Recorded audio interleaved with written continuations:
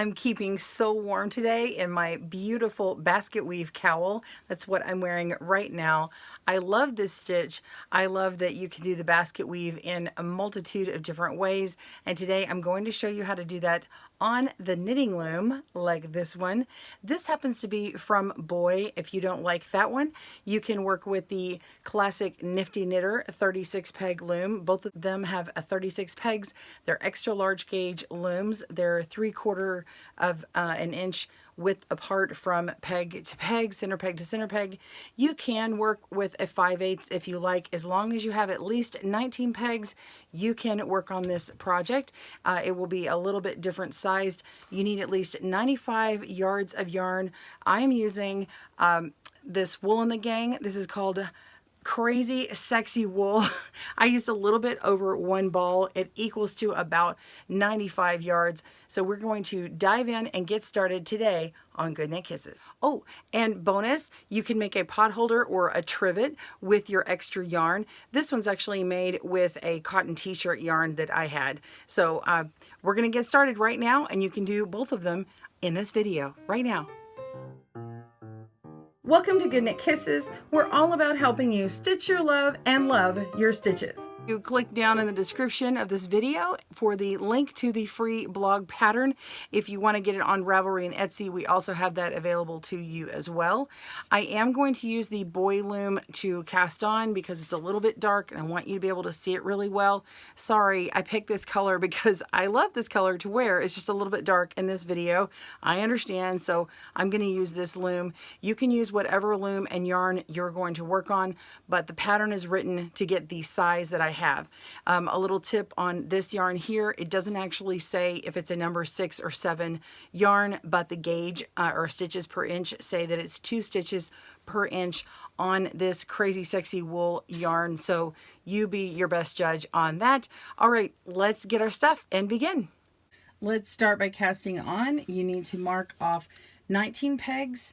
Whether you have a starter peg or not, it doesn't matter. I just went ahead and put a little stitch mark over here, and then I counted out to 19 pegs for your 19 stitches to cast on.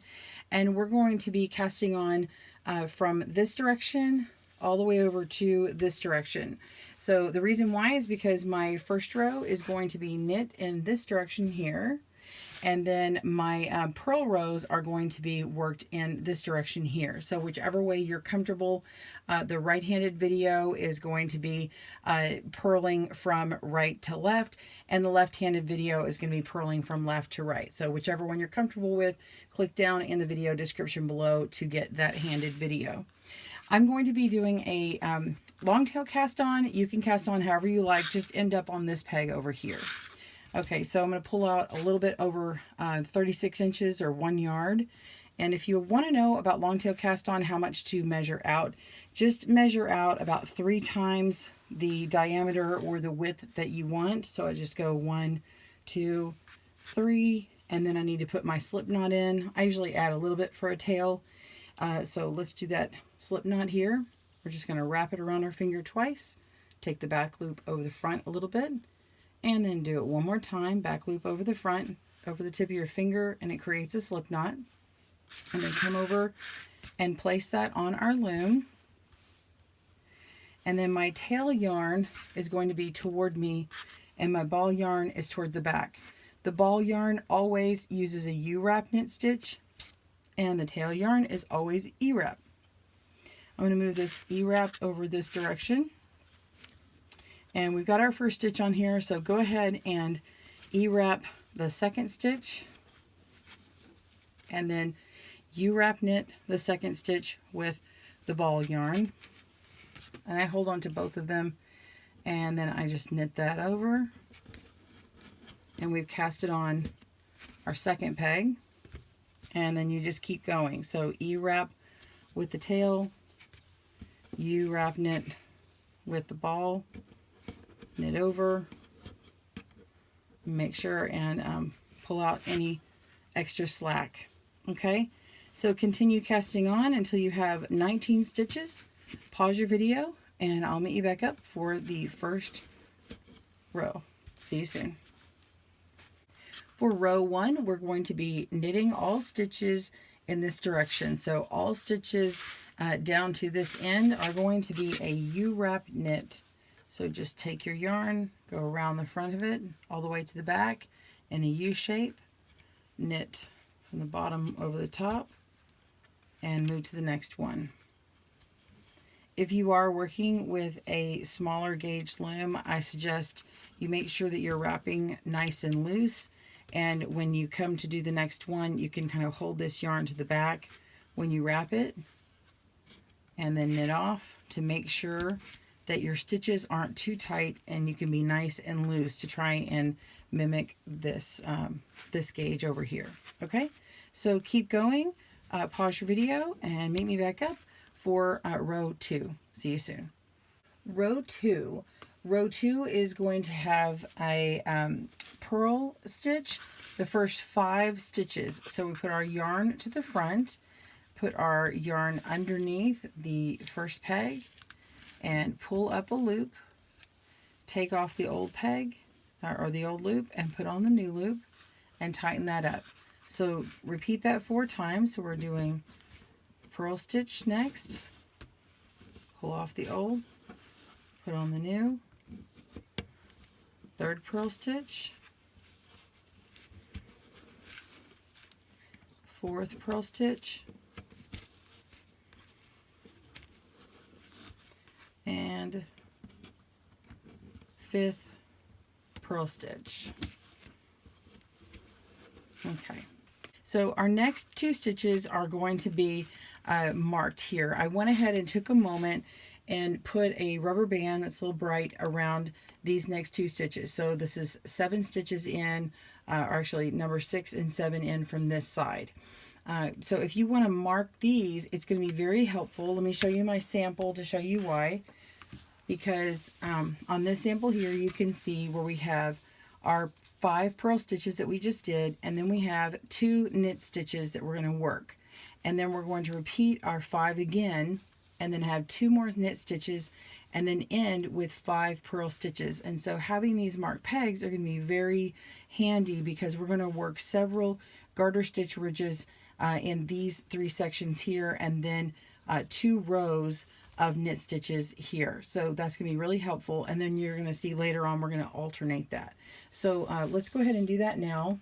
So mark these pegs here, so count 5 in, mark the next 2, then skip 5, and then mark the next 2 with as either 2 stitch markers or 1 rubber band around it, and then you have done it. That's all you need. So go ahead and knit these next 2 stitches that are marked. Pause your video as you need. And so that is your 5 stitches plus the 2 to get 7 stitches for a 7-stitch pattern repeat. It's a 7 plus 5. So we have 7 here and another group of 7 that's going to get repeated, and then we have 5 on the end to complete this look right here. Okay, so go ahead and we're going to continue on with purling 5 and knitting 2, and then we're going to finish by purling 5. So pause your video and I will meet you at the end of that row. See you soon. Now that we've completed rows 1 and 2, we are going to be repeating those 2 rows 3 more times. So you have just completed this first ridge right here. So you worked all the way across, and now you're going to knit across and then do another ridge. So every time you see one of these ridges, it represents 2. So this would be 2, and then you'd be on row 4, 6, and 8. And when we end, you will end on a purl row here. So go ahead and repeat those 2 rows 3 more times, and I will see you back at this point after you have all those ridges. We'll see you soon. All right, you've completed rows 1 through 8, and they should look like this. Okay. And now we're going to work on rows 9 and 10. 9 and 10 are similar in that the row 9, the odd row, is going to be knit across. So go ahead and knit across, and then I'll show you row 10 and what the difference is versus what we just did on the other row 8s, or on all the all the even rows. Okay, so knit across, pause your video, and I'll see you for row 10. See you soon.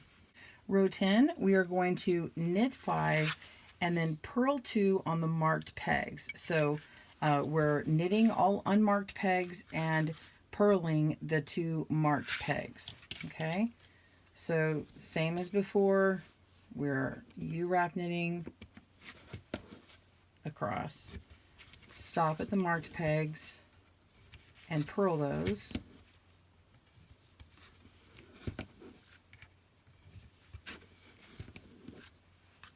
So I just knit 5, and now I'm going to purl 2.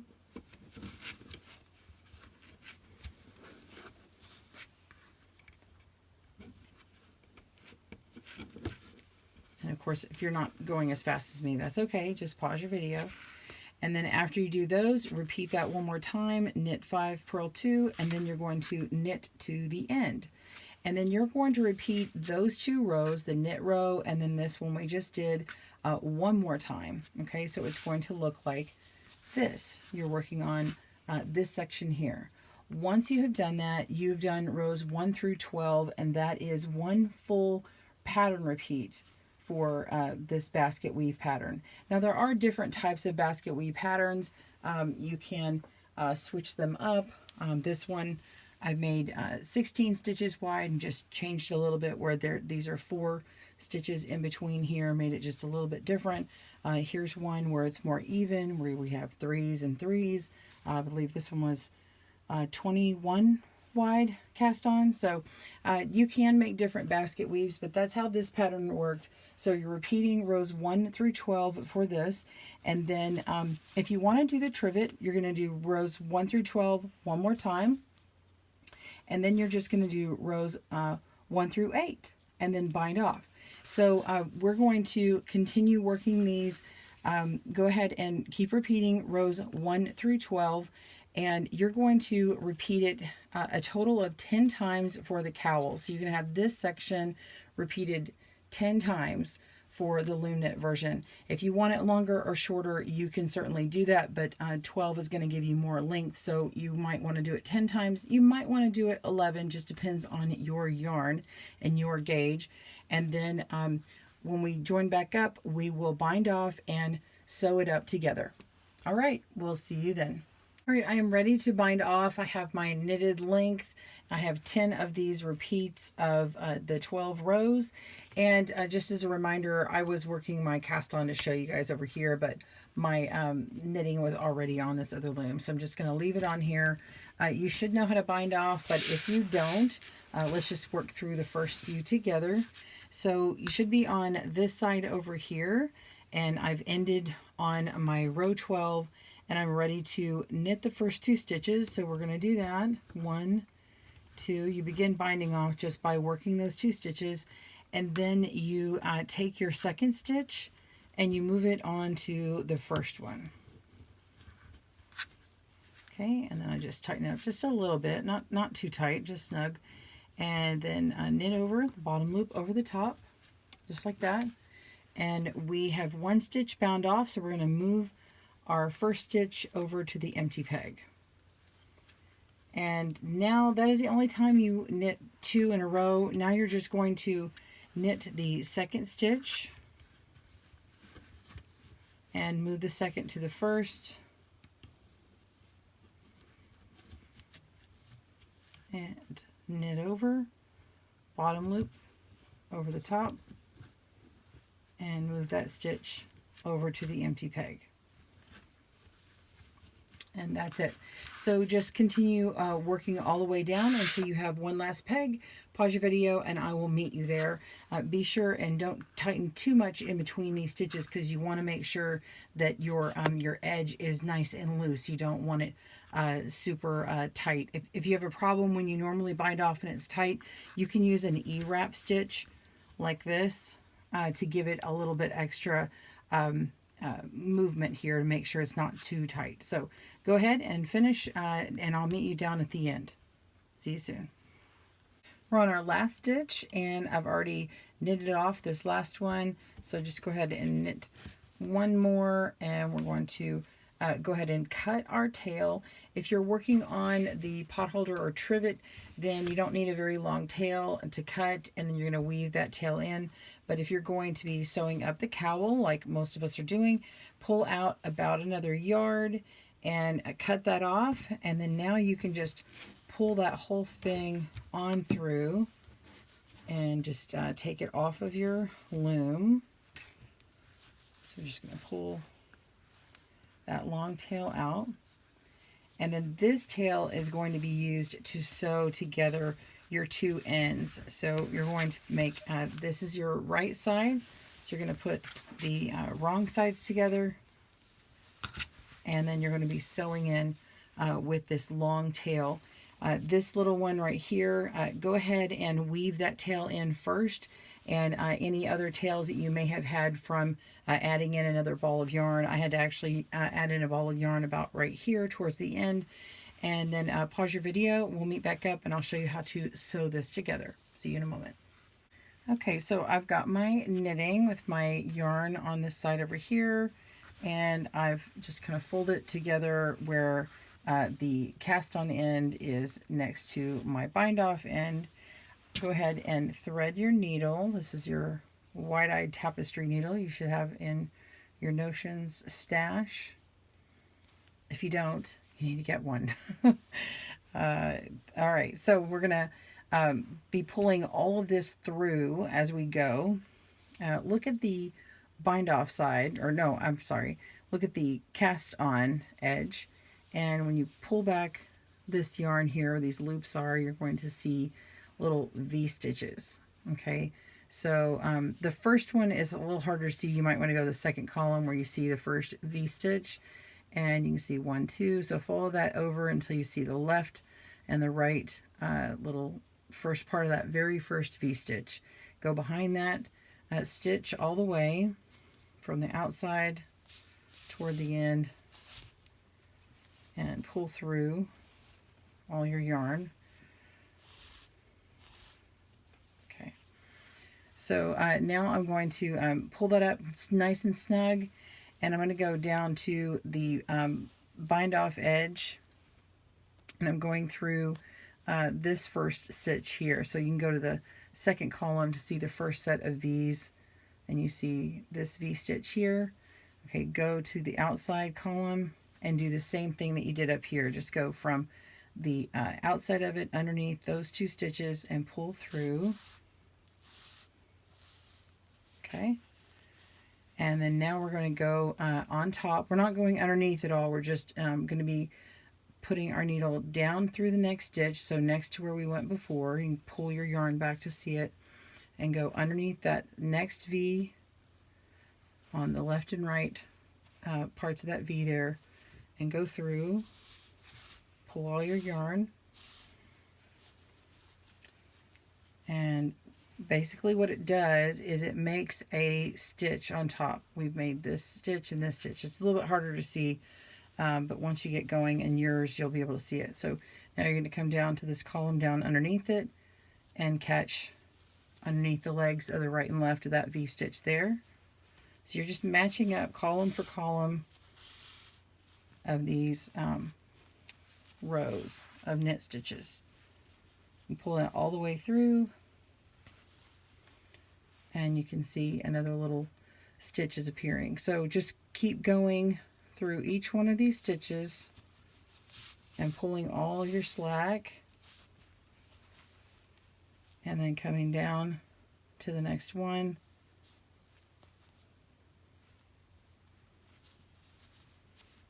And going through again.